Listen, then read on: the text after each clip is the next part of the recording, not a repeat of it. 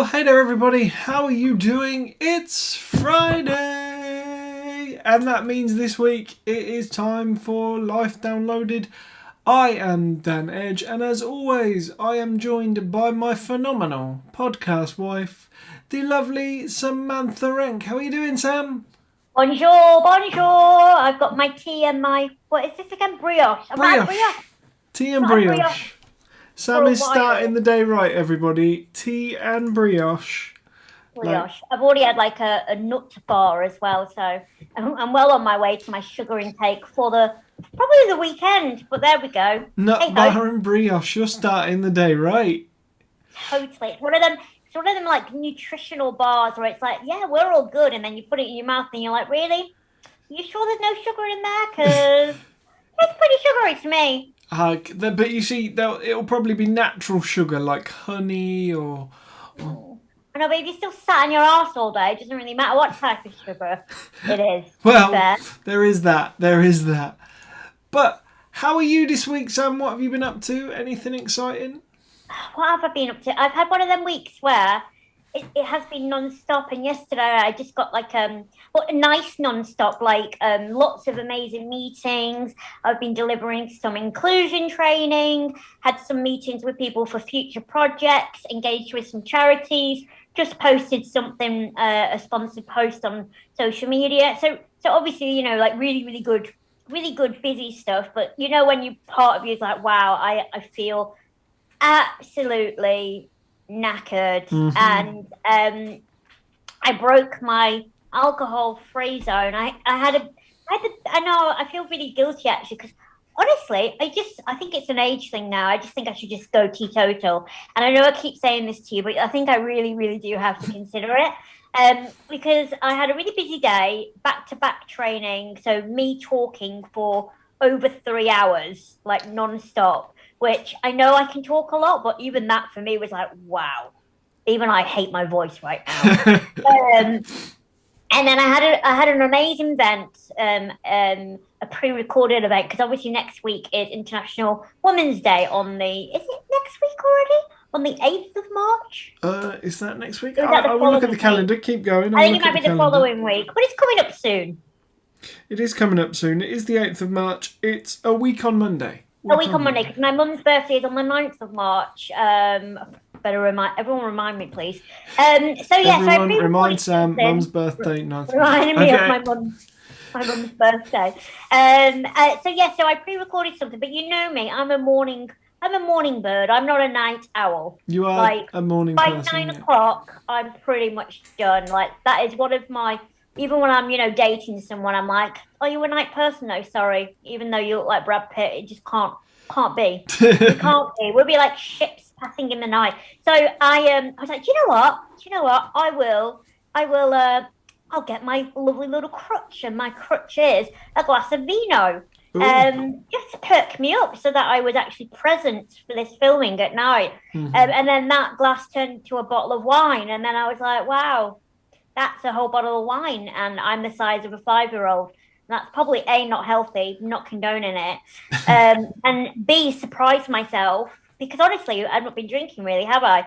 No. Surprised myself that I actually was able to consume that. Felt awful in the morning and I had was to going to say, deliver. how did you feel the next day? Yeah, pretty crappy. But you know what? It wasn't more than that. I actually had anxiety from it. I Oh, woke no. up at around 4 a.m.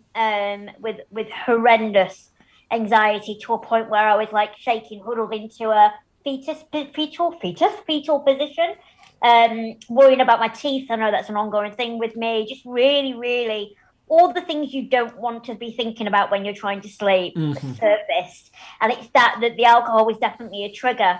But it did prompt me to think about, because I've launched my hashtag daily rank for what Yeah. I've done my first post on what we should talk more openly about, and that was the first one was ableism amongst the medical Yeah. professionals, and that went down really well. So thank you for everyone who commented. But I think one of the posts is going to be disability and addiction, and I don't just mean hardcore drug addiction. I'm talking about using alcohol, smoking, or recreational drugs when you have a disability. Mm. Because I know for me, my fatigue has definitely prompted me in the past to turn to the bottle because Yeah. I felt my body be like, no, enough is enough. And it's that, I know a lot of people with chronic illness will understand it's the spoony theory. You've got 10 spoons a day and you have to allocate the spoons to tasks. So it's interesting, but I felt rancid. I felt absolutely rancid after it. And I think the anxiety was just like the cherry on top of the icing. So yeah, lesson learned. Oh, well, you see, as somebody that's always been teetotal, I wouldn't know. Wouldn't know. I'd be lying if I said I knew what it was like with drink and alcohol and stuff, because I've always been teetotal through choice, not because I made any, concern. I just never liked the stuff, so I never drank it. But yeah, I know I have friends as well that use, what would be classed as recreational drugs to help manage pain and Yeah, all sorts of stuff. Um, yeah, and I do think it's something that we don't necessarily talk about openly.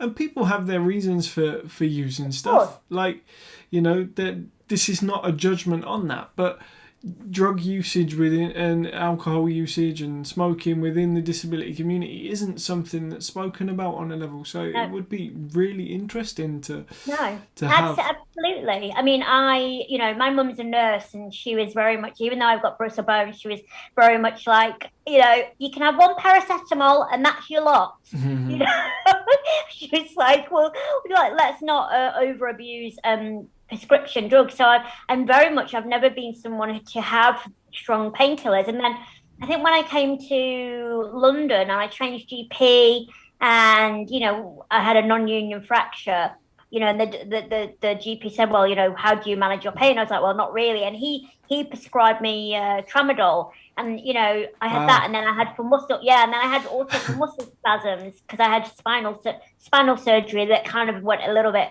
wrong. Mm. So I got baclofen as well, which obviously is a muscle relaxant. But Tis indeed. I remember taking a photo of everything on just one prescription. Mm. So this is a repeat prescription that I can just go and get whenever I want to. And I took a photo of everything, and I was like, this is a substantial amount of legal prescribed drugs, Mm-hmm. and when I've struggled with isolation, depression, like, wow, this is quite a dangerous thing to be in possession of. And I know a lot, like you said, a lot of my friends smoke marijuana for pain relief, and you've got that debate, haven't you? You've got the whole, should that be legalized like it is in some parts of America for Medical usage. that, should we destigmatize people using it for pain? But then on the flip side, you do have, I know a lot of my friends with brittle bones are prescribed hardcore opioids, Mm-hmm. I can never say them, Oxycontin and all these kind of things that are highly addictive. And yeah, and it's a shame because there's no guidance. And I think that's another thing with GPs, leading on from my past post about, the medical model of disability. They kind of see disabled lives as lesser than or not as fulfilled. So maybe that's why they just want to give prescriptions out readily. Who knows? Yeah. Because they assume we must all be, suffering, so Yeah. to speak. I mean, it all roots, doesn't it, from a lack of understanding and a lack of lived Absolutely, experience, and it's about, disabled people being able to control their own narrative, isn't it? definitely. That's what it's about, and that's what it roots to, and this is the thing, and Sandra's saying it's good that we're chatting about pain relief, and she says it's preconceptions that people think CBD oils, some people think it's illegal when it's not, and there's all sort of misconceptions around that. So I definitely think it's something that we don't talk about, and I think, like most things, it's about achieving balance. For me anyway, it's about achieving balance, because I'm not now saying, and I know you're not, Sam, that all our friends are taking these hardcore prescription painkillers and they shouldn't be, or that's not what we're getting at. But No. I think I think there is definitely a space that needs to be filled to have an open and honest conversation between medical professionals and disabled people, and going, and hopefully some disabled people have that relationship with their GP, with their consultants, that they can have that open and honest conversation. The therapist, whoever their professional may or may not be, but at the same time, it is about achieving balance. That you can control your pain or your condition or your impairment in a way that makes it manageable, so that you can do day-to-day tasks, but also not become addicted to. Not be a zombie and not become addicted. For me, my pain obviously increases. Just my everyday run-of-the-mill pain, if I can say it so kind of flippantly, increases when, say, for example, my PA is off sick and I have to do things more myself. Or when I first moved to London and I didn't have a PA, so a personal assistant, someone that assists me in my life, and I had to, and my flat wasn't adapted. So it's a more of a holistic approach, and it's challenging. If there were more accessible homes, would people struggle? Maybe even having to crawl up a flight of stairs every night to get to bed. Yeah, if the world is more accessible, would then the disabled community be in less pain? Then need less prescription drugs. It's it's very much that balance of, are we in pain? Are we struggling because of our impairments? Are we in pain? Are we struggling because of the things we have to do combined with our impairments? Yep. And again, this is why this potentially needs to be a big old debate and a big open conversation that doesn't happen super regularly. It's probably happening in some circles because that's the way the world is. It's happening here right now on Life Downloaded, but is it happening openly and consistently with the NHS and with medical professionals and disabled people, with disabled people using their lived experience?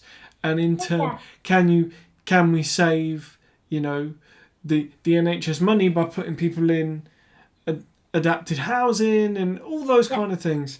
Absolutely. And I think the fear is because when you start to talk about drugs, particularly if they are illegal, people don't want to get into trouble, and I understand that's why people don't want to be open and be like, do you know what? I was in so much pain that I smoked marijuana because that was the only thing that stopped me from being in pain, and I get why we're not probably talking about it, because this fear of repercussion, fear of fear of and judgment. Judgment. I used to work in a school. I could never vocalize that, and now I'm a public figure, and that I could be scrutinized for that. I don't have marijuana because it just doesn't agree with me. My flatmate used to smoke it recreationally, and when I fractured a leg once, he gave it to me, and I vomited like The Exorcist.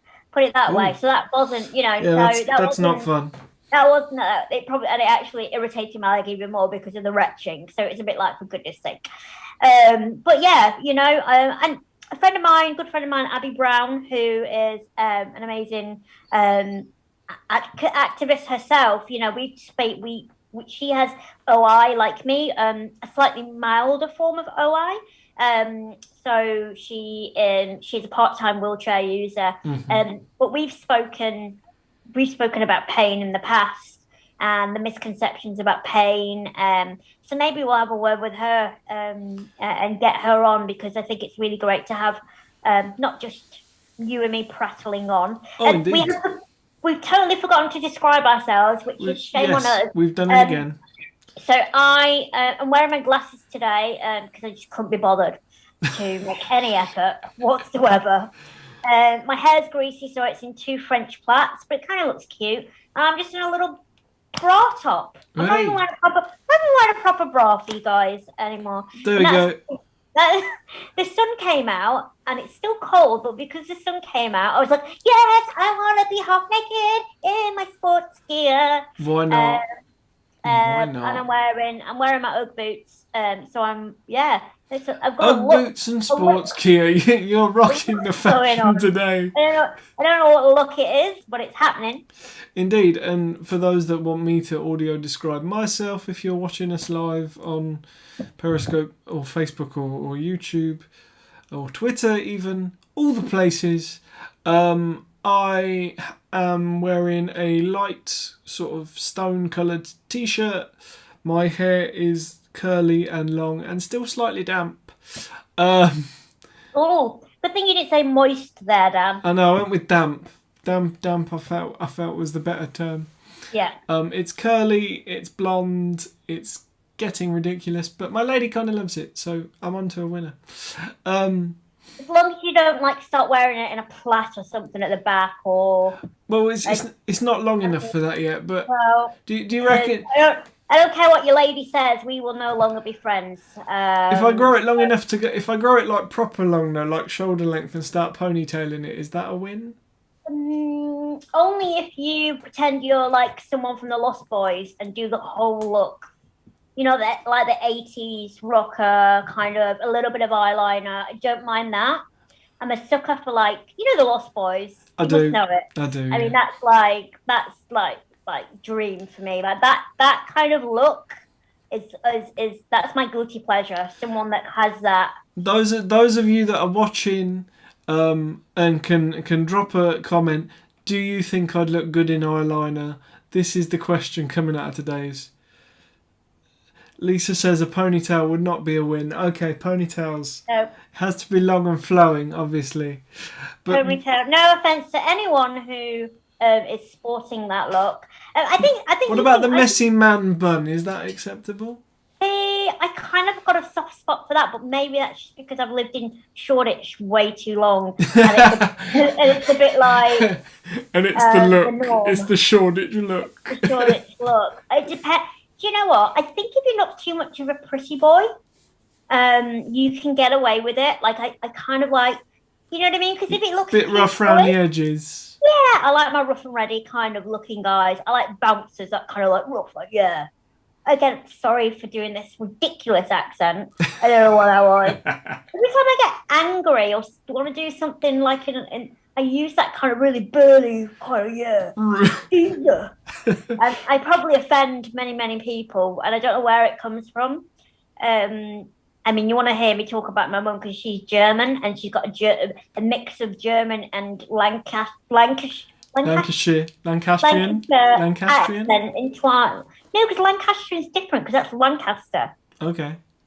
Not Lancashire. Okay. Help me out here, people. Lancashire accent. Anyway, so sometimes when I'm like mimicking her, I mean it's atrocious the accent I come out with. So God bless her. The burly men of the world have got the better end of the deal, to be quite honest.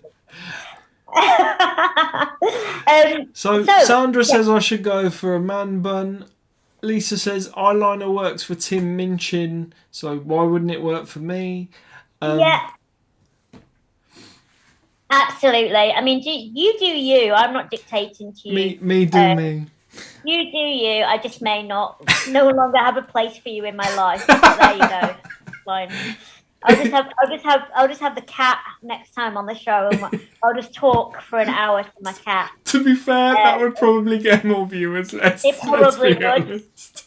Watching my boy cat, clean his testicles, sit there and lick his man bits. That probably would get more views. More views than me chatting, quite possibly. Everybody loves a cat on YouTube. Let's. Everyone does. So swiftly moving on from cats to vaccinations. Yes, you've been jabbed. I have. I've had my vaccination. I am a Pfizer-BioNTech vaccinee. Is that even a word? Why not? We're making it a word right now. I don't know. We're gonna have it on a T-shirt somewhere, and we're gonna charge $5.99 for it. Yeah, why not? But yeah, I have officially had the first stage of my vaccination. I am the biggest needle phobic in the world. My girlfriend was absolutely amazing. She looked after me while I was somewhat taking sedatives. and blubbing my eyes out in the doctor's surgery. Not to trigger you or anything, but is that from past hospital experiences, do you think?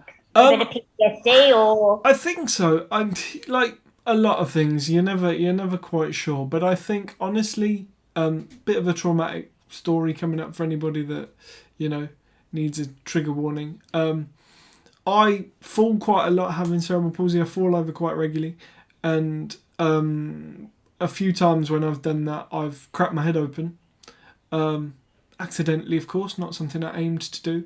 And the first time I did it, I was 5 years old, and got taken to A&E, and it was before they were able to glue people's heads together like they do now.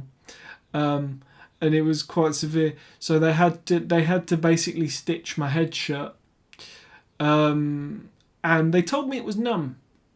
no, it's not. No, it never is, though, Dan. It never is. No.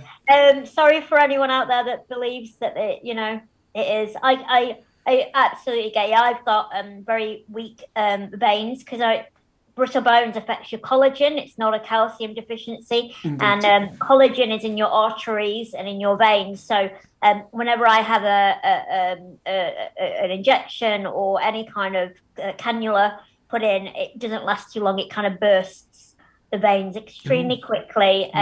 Why I am constantly prodded at least 10 times before we can get my tiny little veins to open up. So I get it. I don't know, for me, I think I've grown. I don't know, maybe I've grown out of it. I don't know what it is. I think maybe when I had my pneumonia, I was that sick, like on death's door, and I had to get I had to get antibiotics into me as quick as possible. That I was just like, you know what? I don't care. Like everyone go at me from every angle and just get a line in. I think that kind of overcame my fear, but it is a real thing. And we have talked about PTSD on this before, and we'll probably devote more time. But getting back to that, there's been a lot of really important news coverage this past week, talking about obviously the really, really sad news that 60% of deaths from COVID are from the disability community.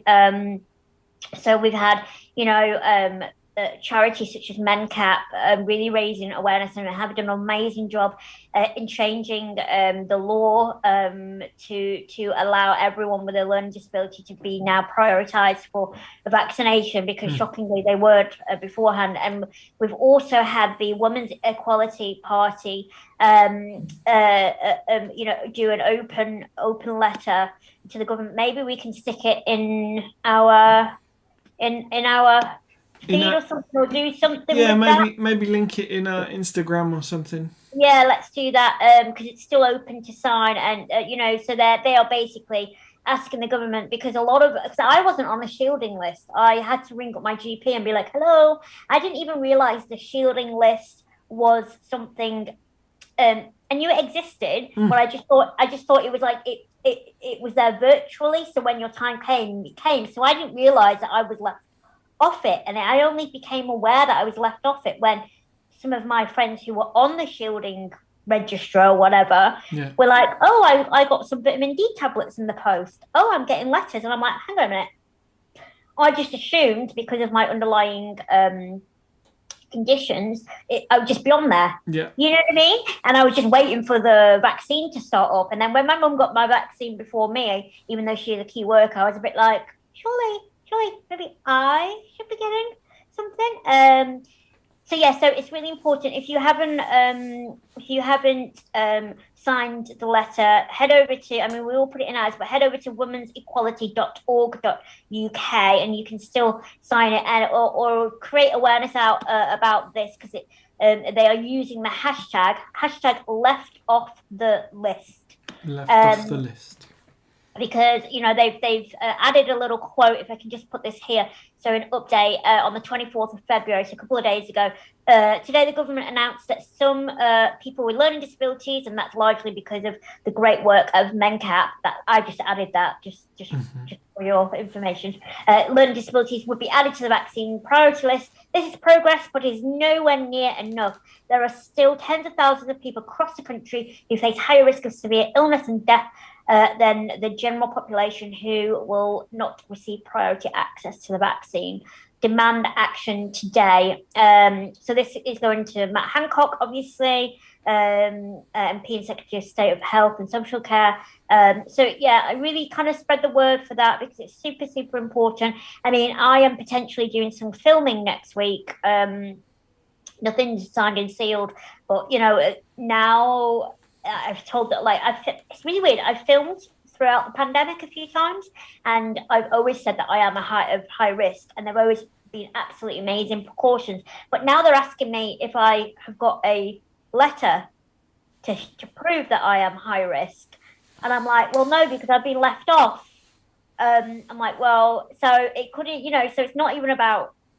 Well, it's obviously the importance of safeguarding people, but it's also impacting people's work and ability to return to work and ability to maybe return to education.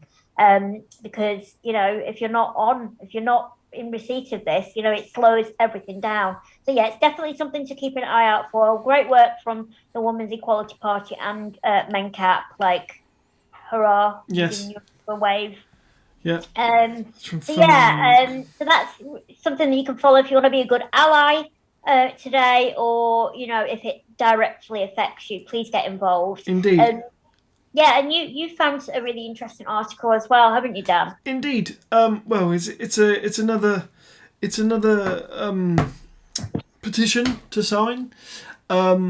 You actually drew my attention to it. I'll give you credit where credit is due. Oh, you shouldn't have done that. That was a really good segue. I know, but you've done your own research, Dan, haven't you? No, I do research. I do, but I'll give you credit where credit is due. In the fact that there is a charity called Adult CP Hub. I'm reading it off my phone because I don't want to get anything wrong. It's not that I'm being rude. And they're asking the government to stamp out healthcare inequality and conduct a review into the care of adults with cerebral palsy. So people like me. Basically, they want to hashtag stamp out the gap. And it's something we've spoken about before on Life Downloaded, about when you're a disabled young person, a disabled child, and when you're a disabled adult. The fact is that when you go from one to the other, the support provisions, the care provisions, the medical provisions, the physio provisions just fall off the edge of the planet, if the planet had an edge. It just disappears, especially for people with impairments like cerebral palsy. It just kind of stops. Because we're cured. Well, yeah, you magically turn 18 and everything disappears. Yeah. But there's people like me. There's people like Lost Voice Guy, I should say. Lee Ridley. Lee Ridley. There's all kinds of people like that can honestly tell you that's not the case. Like, we don't wake up in the morning and they're like, So yeah, and this is a petition on, what's it on? It's on 38 degrees at the moment, and it's called Care Parity for Adults with Cerebral Palsy. Again, go into Matt Hancock. There it is, if you want to see it on screen, everybody. Oh, Matt, he's got it good from us, hasn't he? Oh, yes, but rightly so. I believe I said poor Matt Hancock. Sorry, Matt. I'm like, you don't get my sympathy, mate. No, you really don't. I mean, he's a busy man, but it's his job. He signed up for it. Exactly. So, yeah, and it is something that falls off the edge of the planet, because I used to get, from personal experience, I used to get a physiotherapist once a week at school, easily, if not twice a week. I used to, get regular fittings for orthotics and splints and all that kind of stuff. Okay, partly it's me as well, because I don't, I'll hold my hands up to some of it. Everybody's got busy lives, probably don't take care of it as much as I should do. But at the same time, there isn't that support network there to go, by the way, you haven't had this refitted for a year. It's probably about time we've seen you. Yeah. And if you do, it's one of those things that if you don't chase it yourself, it goes missing. And Yeah, while you need to take a level of self-responsibility, of course. don't get me wrong, there is a level of, hang on a minute, you might not be able to for whatever reason. Your life circumstances might not make that possible. You might not even know about it. That Unfortunately, too. when you become an adult, what I found is, information is not wildly shared. Thank God for the internet and focus groups and things like that, because that's the only way that you hear about grants, you hear about adaptation schemes, you hear about X, Y, and Z. I know that when you're a kid, you're more involved with this because, like you rightly said, schools are involved, social services are involved. But as soon as you become an adult and you swap even from hospitals, from a child's hospital to an adult services, and I'm sure it all comes down to money, and I get that. But I think, information isn't shared because they don't want everyone to go and apply for this loan or this grant. So it's up to the individual, it's up to parents, it's up to family members to share that information. I mean, I know for me, and I mean this with absolute respect, I had my spinal fusion. I was 19, I turned 20 in hospital. I was the oldest person in the children's hospital, and they allowed me to do that because I've been with them since a baby, because they said themselves it would be better all-round care, pre, post, operation, that if I were to be in the children's ward, so I was 20 years old, I was the oldest one there, and I think that in some special cases, I think they extend that to 25 just because of the specialism. But then when I moved from the hospital, I had my first appointment. I'm because I'm under orthopedics of bones. I went into the room, and not only is just the atmosphere in an adult hospital can be quite dreary, there was a lot of people there of a certain age, much older than me, because of osteoporosis, and later on in life, your bone density decreases.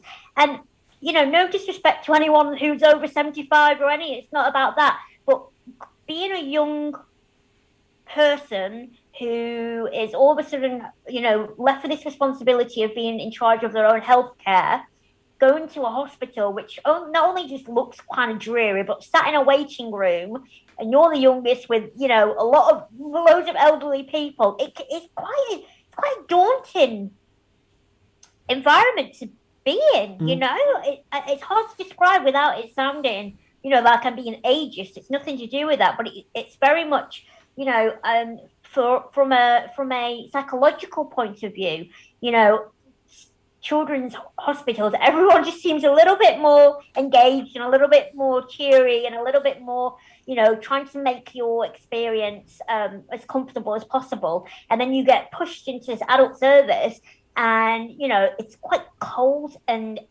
non-personal, and I think that can be quite a challenge for a lot of people who are who aren't used to it. But you're exactly right. Wheelchairs, equipment, everyone wants to donate and give to cute disabled kids, which I'm not discouraging. No. Even though we could talk about pity porn and the charity model of disability. We could go down that route, but let's give credit where it's due, in the sense that, yes, I would be lost as a child if I didn't have the funding from charities and help from strangers. It shouldn't have to be that way, but that's the way it is. But yeah, as soon as you become an adult, it's a bit like, get a loan, go get a loan. I've been told that, go and get a loan. It's like, okay, so I'll go and get a loan to put me into debt, because actually, as a disabled woman, my prospects of work are dramatically reduced. But I'll get a loan anyway. Just and then what? And then it's always baffled me. Even the whole process of wheelchairs or equipment that will allow you to get into the world of work. It's like, so give me $4,000 for a wheelchair, which will last me, if you look after it, I'd say 6 years. Good 6 years. Yeah. No, like, if as long as you're not doing any off-country kind of any crazy stunts like I've been known to do. Exactly, but you know what I mean. Like, do that, and then we can go to work and contribute, and kind of. It just blows my mind a little bit. Yeah, it blows my mind. It is a vicious cycle. circle, cycle, that either one of those. I knew what you meant. Yeah, it's you know it's a vicious cycle or circle, because the other thing is as well is that through the nature of what those things are and through the nature of the companies that supply them, you know, disability stuff comes with a premium attached. Yeah. Like a Lamborghini. Yeah, you know what I mean? exactly. But less glamorous and. Well, I don't know. My chair's kind of snizzly. Well, yours is kind of funky. Yeah, yours is kind of funky. I'm not gonna lie, but yeah, it's that premium as well. So it is a vicious cycle, and it's a difficult one to break. And it's not necessarily the fault of the individual for being unable to break it. So it really is quite challenging, and you know, again, we've said we can talk about pity and charity models and all that kind of stuff, but it boils down to the fact that there's a lack of disability equality in the world. It's like I was briefly having a conversation with my girlfriend yesterday about disabled people are the only people that if we get married, we lose benefit support. That is mind blowing. Yeah. Like, if you're both on benefits and you're claiming job seekers allowance, which is a non-disability based benefit, your money gets amalgamated and you in fact get more. Yeah. Unless it's changed, but my understanding at the moment is that is still the case. If you claim employment support allowance as a disabled person and you get married, it gets taken away. Yeah. I mean, this is what we were talking off camera. You know, one of the campaigns that I definitely want to push, you know, when we are hopefully going back to some sort of normality, is the fact that, you know, if you are on certain benefits like this, so job seeker, or ESA, which doesn't mean that you're not working. Like, there's two different types of ESA. I'm on it because I only work 16 hours. So if I don't get a certain amount of work, if my health deteriorates, then, you know, that's the subsidy for it. Exactly. Obviously, if I earn more, then I've got to declare it, which is, you know, what I do. Yeah. But it's a way of you know, safeguarding the fact that, you know, I can wake up one day with a broken collarbone and the next day, you know, it's so sporadic. But yeah, so at any one time you're only allowed to have £6,000 savings. This is something I hammer on about quite a lot because, you know, it sounds like a lot of money, but it really isn't. You know, my wheelchair needs like regular maintenance, and you've got a call out charge of 70 quid there. Then you've got the equipment. You know, I can't get on the underground, so I need to take a taxi somewhere. You know, just to get from A to B could cost £60 in a taxi. Like, you know, the disability price tag is something we've talked about a lot, and I need to find out exactly when it changed. But we speculated that perhaps it changed when a certain political party came to power. Around a decade ago, but you know, you're allowed to have £16,000, and I know some people might think, "What, you're on benefits and you've got £16,000?" But what if you want to get? What if you need home adaptations?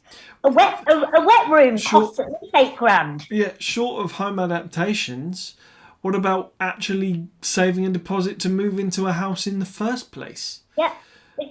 Exactly. You know, being disabled costs an awful lot of money. So I want to really change. I want to look at that and change and challenge that in the future. Because, you know, it's also perpetuating this narrative that disabled people need to live in poverty. Like, there's no escape. There's no way of climbing up the ladder, you know, to better themselves. And I mean that with all respect, as in, feel a sense of their achieving, and they are welcome in a community, and they, you know, are an integral part of the economy, an integral part of a business and society in their community.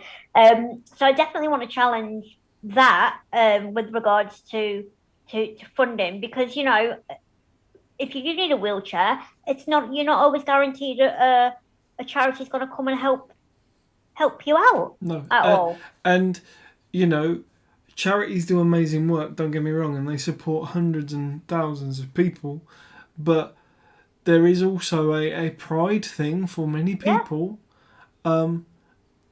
where, you know, I mean, sadly, we're at the point where people use food banks on a regular basis, so a lot more people are having to make this jump. But it's a pride thing as well. Yeah. You know, that you have to go to somebody and go, I can't afford the thing I need to live.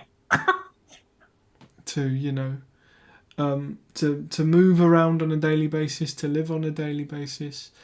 And that is no place to be. No. And it is difficult. Or even, you know, for additional care. You know, I get 15 hours, and I know I'm extremely blessed to get 15 hours of PA time. But if I were to go privately and pay privately, and I've Googled it, and like in London, private care starts at £17 an hour to £23 an hour. You know, I'm really grateful. My lovely Louise, who is my PA, like she only lives 5 minutes away from me. It's like, you know, one of them things where you're like, oh my God, I've totally hit gold with her. I mean, she's an incredible person anyway. But I know that if I fractured in the middle of the night, I could call her and she would come round and not expect, you know what I mean? Like just you have you've built a relationship. We've got a really good relationship, and what happens is, you know, if one week I need more extra hours, on other weeks I don't. She kind of just, you know, we do it that way, so to speak, which is fantastic. But yeah, but what if you needed extra care?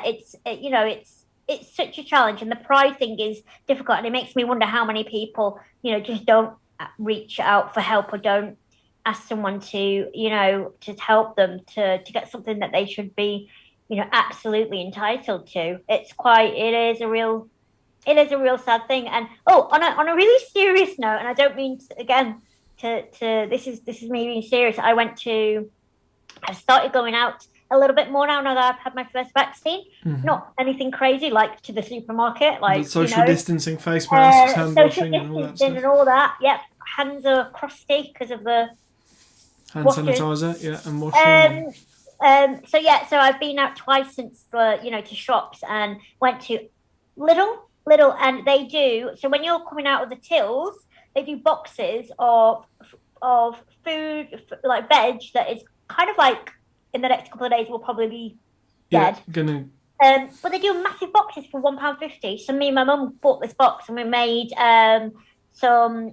what did we make? Like, there was loads of mushrooms, so we made mushroom soup, and we made some mushroom pasta, but there was all sorts. There was apples in the potatoes, and I think Aldi does it as well. So it's well worth popping down. There was like broccoli in there. There was a lime, a random lime in the middle of it. I'm always good for a lime. You know what? Actually, so if you pass on that message to anyone who maybe, you know, has got a lot of mouths to feed and is maybe struggling at the moment, get yourself to Aldi and get one of these big boxes, or even, like, I don't know, if you're willing, you know, in the mood, like, I don't know whether you could donate. I even said to my mum, it's a shame there's not like some sort of shelter nearby that I know of in Leyland that we could probably pick them up and donate them to. But yeah, that's just a little tip for anyone that might find it beneficial, because I thought it was pretty bloody nifty. There you go, you see? Like a bargain. We're dropping you all the tips on Life Downloaded. Sandra, we don't want to send you... I'm reading the comments as they're all coming through. Sandra, we don't want to send you into meltdown. Please look after yourself. We understand that we've got a bit serious about living in our own home, and we can get annoyed and angry, but please look after yourself first. Lisa says, according to the BBC, it costs around about £500 a month extra if you're disabled. That's about right, and that is what personal independence payment is supposed to cover. I say supposed to loosely. 583 Sophie's done it at, and that's the average, £583. Yeah. That's the average. So for some people it's a lot more, for some people it's less, and PIP is supposed to cover that. I say supposed to because, let's face it, depending on your needs, it does or it doesn't. Some people don't get the award they're entitled to. That's a whole different kettle of fish. Rachel on Facebook says she understands the whole joined up care thing. Her son has autism, and as he's become an adult, she's noticing the differences. He still needs the same level of care, but things are falling away. So, you know, we're everybody's sort of echoing what we're saying, which A, shows it's a major issue, but B, shows the importance of the fact that we need to share the information and talking to each other about it. This is it. But the thing is, I mean, again, not to sound like a Debbie Downer, my condition's going to get worse, not better. And that's the kind of like head banging against the wall, kind of frustration with all these kind of resources that are, become less and less. It's like, you normally deteriorate. I mean, everybody does. You know what I mean? Yeah, like old age is a thing. My stepdad's moaning about his knee. I have to go and get him some Voltarol to rub on there. I'm like, you tell me about your knee. I know about me, creaky knees. I've had that for a while. So it just, can I say beggars belief? Yes, you can. You can say what you like on here. We're not censored. I know. But it does. You're right, and it does not seem logical. The system seems broken, but it's only by talking and campaigning and signing these petitions, and it's a long slog. This isn't going to happen overnight because, no. If I'm being all sort of anarchist and political change, there's lots of people that don't want it to change because it works for them. Yeah, of course. So it's going to be a long, hard slug. We cannot change it overnight, but it's only by talking and filling out these petitions and campaigning and going along that long, hard road that things are going to change. And hopefully us having these conversations and, somebody that's come and listened to the podcast that's never listened to it before, somebody that's, passing on the podcast because they go, oh my God, this is a really great conversation. We'll bring somebody else in to that long, hard road, and big numbers make big differences. It really does. I don't know why I laughed about that. People thought this is brilliant. But yeah, on a serious note, someone said to me that I was talking about equity versus equality and a little bit about targeted universalism, which is all kind of big words to basically say, yeah, we all want the same rights, but we have to identify that we're not all the same people. And, if we think about everyone as individuals aiming for the equal society, it will benefit everybody in the long run, But someone said, but how can I help today? And I said, well, a good start would be maybe listening to a podcast, engaging with disabled people, passing on information, because ignorance is one of the major barriers. So thank you everyone for listening. I don't actually need a wee today. I'm a bit concerned that maybe I'm dehydrated because I just had a massive cup of tea. What's wrong with me, Dan? Well, maybe it's just that you're so energised in today's podcast that are you sweating it out because you're in your sports gear? I don't know. Maybe it's still the alcohol in my system. Maybe I'm just need to drink more water. Maybe. Aim says thanks for another great podcast. Sandra says one thing that unites, links us all is communication and education, and then said sorry, that's two things, but she's right. Crazy. So yeah, your bladder's not fit to burst, but I know you've got a full pack. Should I just lie and say, I need to go? I know it feels right. Something feels wrong, doesn't it? Feel right that I don't say that. But no, we have just gone over our 45-minute limit. So do you know what, guys? It's our time to say goodbye for the week. Anyway, no doubt we'll be back next week. Aye. Because, we're quite enjoying this and we're back in a flow now. Yeah, we really are. Maybe next Friday. I think I might be filming on Thursday. Fingers crossed that I do get to do some exciting filming in my garden. Exciting filming that we probably can't talk about. But yeah, probably not. There we go. I just don't want to jinx it either, because, when you start talking about stuff and then it doesn't happen. Exactly. And then you look a little bit like I was going to say knobhead, but I don't You can. We're on Life Downloaded. On that note, everybody, this has been Life Download. What are we naming this episode? We haven't even discussed that. We can't say knobhead. No, that was no, we can't say knobhead. We can't name it knobhead. Oh, Today's Sandra's helping us out with the name again. She says today's podcast is called Gibber and Jabber. There we go. Ah, there you go. Perfect. Boom. We need to pay you for these things. If we were making money, we'd totally pay you. But we're not making any money. No, if we were making money, we'd pay. Sandra is like our marketing department. Marketing PR. Yeah, marketing PR. There we go. Gibber and Jabber is today's podcast. This has been Life Downloaded. Sam's got to go off and be busy. I've got to go off and hopefully be busy. So this has been the lovely Sam Rank. I am Dan Edge. This has been Life Downloaded. Have a happy Friday. Have a good weekend. Look out. Indeed. It's the weekend. Happy night to finish on. Not that that means anything right now, but anyway. Well, there is that. But if it's sunny with you today like it is with me, enjoy the sunshine. Hopefully, have a great day. Look after yourselves. Take care. And we'll see you next week. Bye.